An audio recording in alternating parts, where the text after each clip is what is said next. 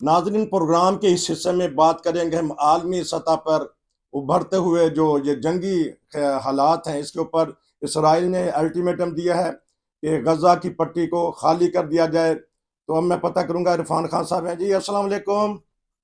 वालेकुम। हाँ जी, बताइएगा, ये बहुत सारे वज़राए खारजा इसराइल का दौरा कर रहे हैं और कुछ सऊदी अरब भी गए हैं। क्या देखते हैं ये आलमी हालात, बिलखसूस ये जो जंग हो रही है? देखा, असल मसला तो वहां पे गजा की पट्टी का जिसके अंदर उन्होंने सब कुछ पानी बंद किया हुआ है। हर किस्म की सहूलियात बंद की हुई है गजा वालों के लिए। और फलस्तीनियों को कह रहे हैं कि गजा की पट्टी जो है वो खाली करे, जी। और जिससे मजीद हालात जो है वो मुश्किल तार होते चले जाएंगे। उसके लिए आलमी कोशिश हालात जो है कोशिश कर रही हैं ताकतें कि भाई इसका कोई ना कोई इस वक्त हल निकाला जाए। कि जो उनके इरादे हैं हमास के, वो भी सही नहीं लगते। उनके पास भी कहा जा रहा है कि लाख के करीब रॉकेट जो है अच्छा। पड़े हुए हैं। उनके पास ये रॉकेट कहाँ से आए, और अगर वो उसका इस्तेमाल करते हैं तो ये जंग और ज्यादा बढ़ती है, जिसमें तबाही और ज्यादा दोनों तरफ की होगी। और उसको रोकने के लिए अब आलमी ताकतें जो है कोशिश कर रही हैं। सऊदी अरब को इसलिए जा रहे हैं कि भाई सऊदी अरब इन लोगों को ज्यादा पैसे देता है, फलस्तीनियों को। तो कुछ प्रेशराइज मुसलमान मुल्क जो है वो सऊदी अरब की बात मानते हैं। तो सऊदी अरब को राजी करके तो कम से कम जो सुन्नी मुसलमान है, उन ममालिक जो है उनको इस तरफ राजी कर ले कि जो पॉलिसी है उसका साथ दें, और मुल्क वहां पर अमन अमान जो जो बहाल हो सके। और वो उस वक्त तक नहीं होगा जब तक ये हमास की या इस वक्त जो गजा की पट्टी है वहां पर ये बीमारी बंद नहीं करेगा इसराइल। तो इसराइल के ऊपर बज़ाहिर ये नजर आता है प्रेशर कम है, और फलस्तीनियों पर प्रेशर ज्यादा इस वक्त डाला जा रहा है। और बहरहाल हमेशा से यही दुनिया की ताकतों की पॉलिसी रही है कि इसराइल को इतना ज्यादा प्रेशराइज नहीं करते, बल्कि जो जुल्म वो करता है उसमें साथ भी नहीं देते, लेकिन ये है कि उसको उस तरह कंडेम भी नहीं करते जिस तरह करना चाहिए। अगर ये सारे एक होकर इसराइल को कहें तो इसराइल की मजाल नहीं कि वो इस तरह जुल्म कर सके जिस तरह वो बमबारी करके तो बिल्डिंगों की बिल्डिंगें जो है वो तबाह कर रहा है। तो बहरहाल क्योंकि पहल हमास की तरफ से हुई थी, और बाहर ये नजर आता है कि भाई जो दूसरी हिजबुल्लाह वगैरह है वो भी जंग में शामिल होने के लिए तैयार है। उसके एक बड़ी जंग जो है वो छिड़ने का खतरा इम्कान नजर आ रहा है। उसको रोकने के लिए कोशिशें हो रही हैं। अब देखें कब तक कामयाब होती हैं। हलाकतें दोनों तरफ से हो रही हैं, इसराइली फौजी या सिविलियन भी मारे जा रहे हैं, फलस्तीनी भी मारे जा रहे हैं। तो ये जो ताकत का ये मुजाहरा हमास किस तरह कर रही है, हालांकि वहां तो बमबारी हो रही है उनके ऊपर।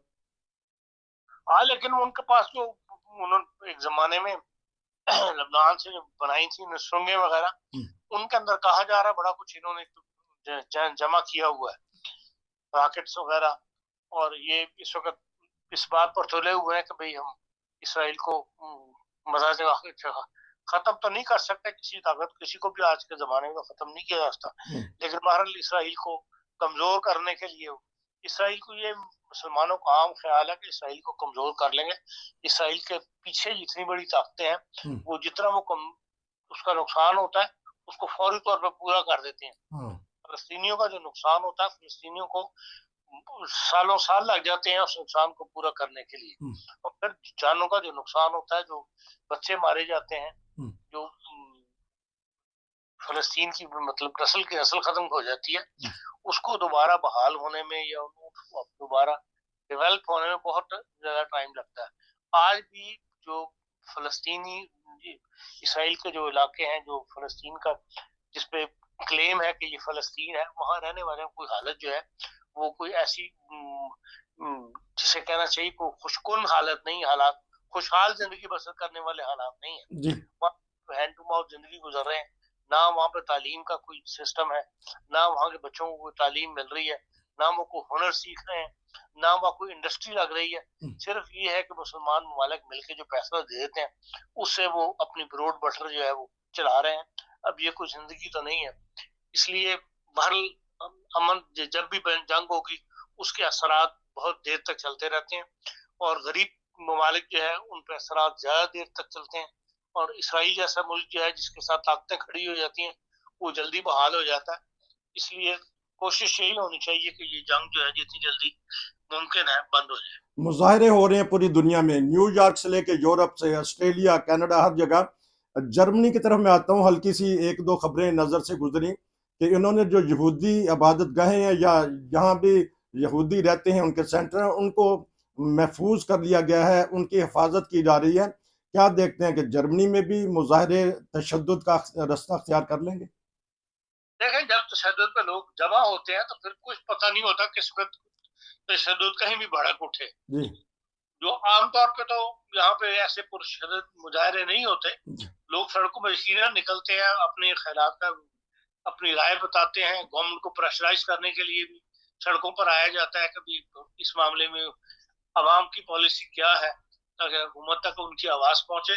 लेकिन पुरतशद्दुद वाक़यात जर्मनी में कम ही हुए हैं, लेकिन क्योंकि मुसलमानों की तादाद बहुत ज्यादा यूरोप में बढ़ चुकी है, जी फ्रांस में भी जर्मनी में भी मिलियंस के अंदर लोग हैं, इसलिए वो बहरहाल उनको खतरा हुकूमत को खदशात होते हैं हुकूमत के कि हो सकता है भाई ये यहूदियों की गाँव पे हमले करें या यहूदियों के जो बिजनेस सेंटर है उनके ऊपर हमले करें।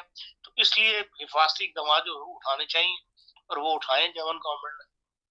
एक क्लिप बड़ा वायरल हो रहा है, इनकी जो वजीर खारजा हैं गई हैं, कुछ इजहार अफसोस कर रही हैं, कुछ फैमिलियों के साथ रो पड़ी हैं कि जिस तरह ये मेरे बच्चे हैं, मेरे बहन भाई, ये मेरे माँ बाप हैं। ये क्लिप वायरल करने का मकसद क्या है इस हुकूमत का? सियासत, ये अच्छा सियासी आंसू है अच्छा जो दूसरे मुल्कों में जाके बहाए जाते हैं, जी। इसका कोई इतना असर नहीं लेना चाहिए।